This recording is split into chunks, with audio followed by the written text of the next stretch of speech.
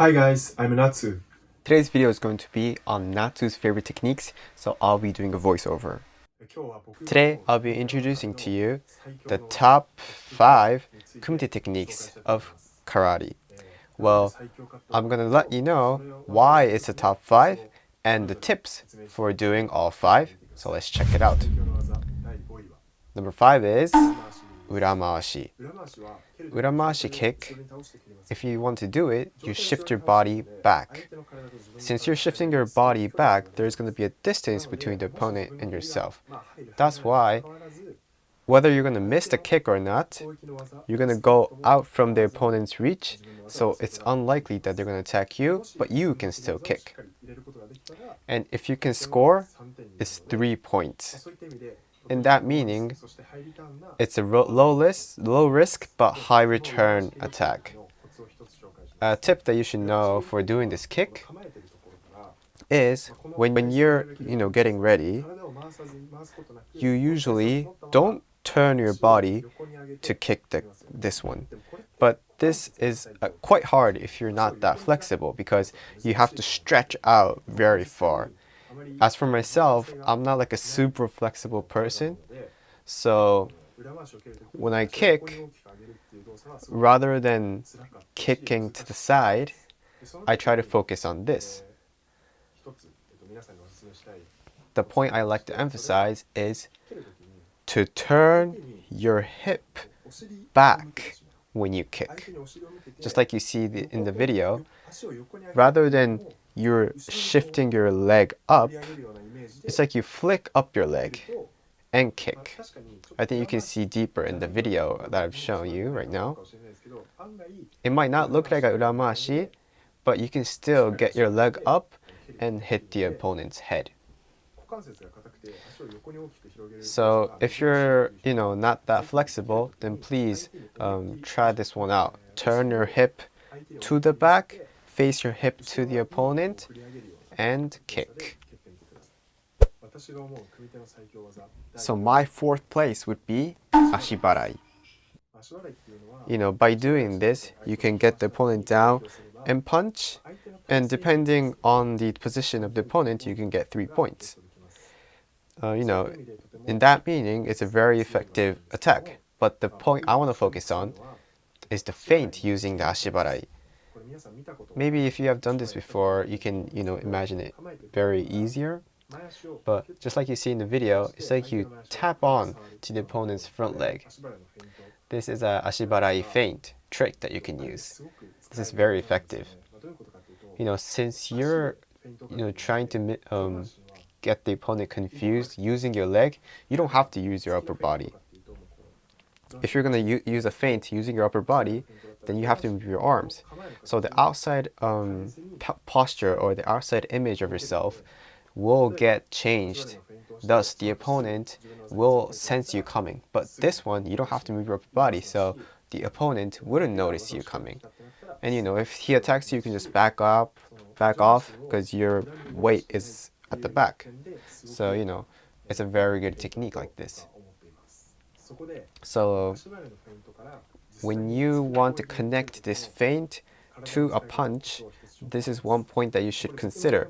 I talked about this in another video, but okay, you first tap onto the opponent's front leg, and you have this leg that's at the front. You don't just drag it back, you pull it back close to you very strongly. So your lower body shifts forward and then comes back.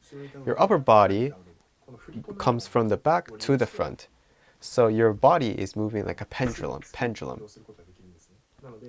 So like you see in the video, you pull the front leg back and swing your upper body to the front like this. So this way you'll be able to connect an ashibarai to a punch.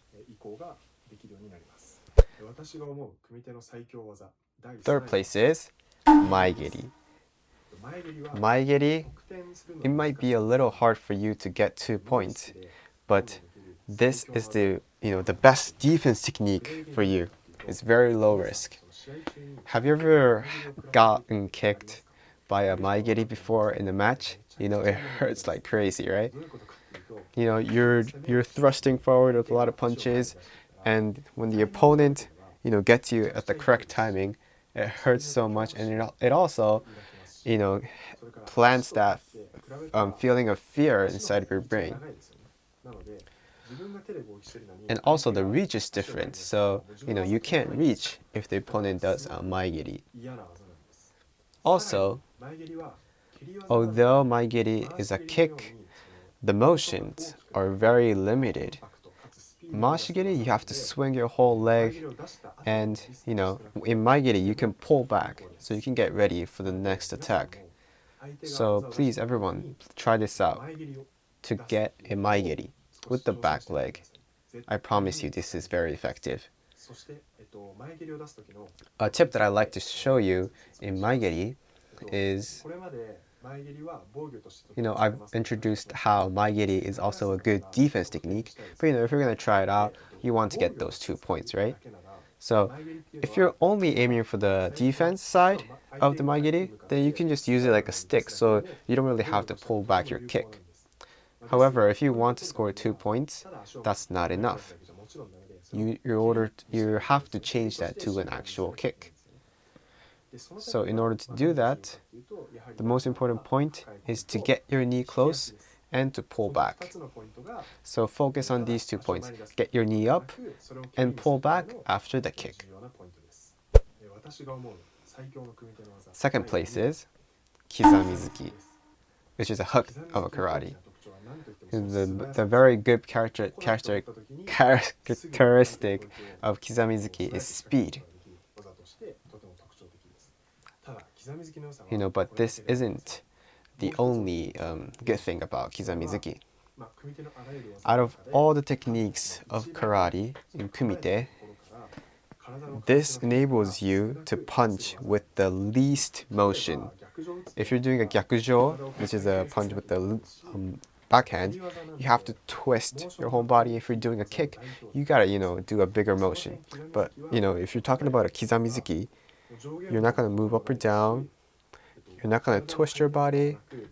If I were to exaggerate, you only have to extend the front arm, right?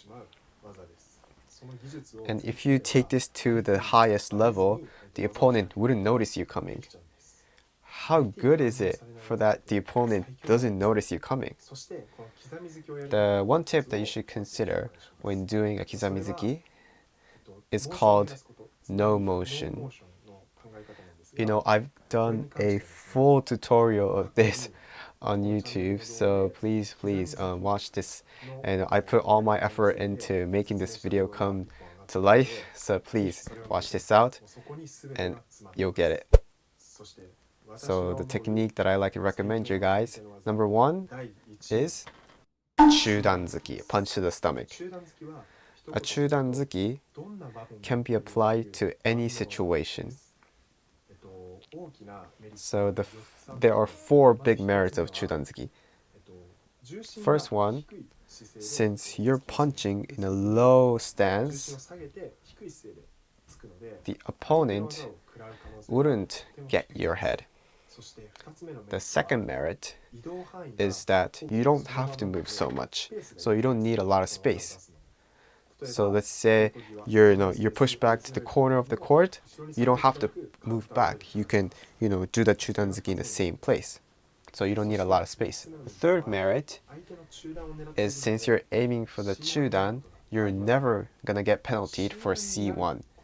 The fact that you're not gonna get a C1 with an attack is very crucial when you're doing kumite.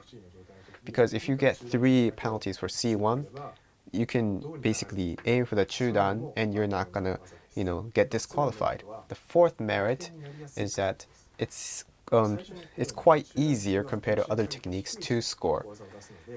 Since you're aiming for the Chudan, there is going to be a level difference between the opponent's attack to the Jodan and your attack. So when the referee sees from the outside and there are a level difference, it's likely that they're gonna, get your Chudan a stronger impression.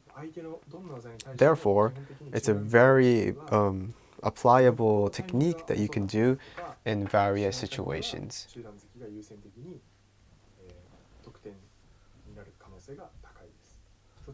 But if I were to say, one demerit, if the opponent is really good at maigiri, you can't win. So I guess maigiri is another good technique. So one tip that you should know when you're doing chudanzuki is to turn your hip thoroughly. So what I mean by this is when you do a chudanzuki, for beginners, yes, you are going down, yes, your arms are extended. This can be seen quite easily, can be obtained quite easily, but this is a common mistake. Your upper body shifts forward and your hip pops out, to the back. But what you want to do is move your hips to the front. It's not your arms, it's not your shoulders, it's your hips that has to be shifted forward. I think you can see the difference right here. So make sure your hips are shifted forward. So imagine this over and over. So that was my top 5 techniques of kumite. What's your top 5 for, kumite techniques? Let me know in the comment below. And make sure you subscribe.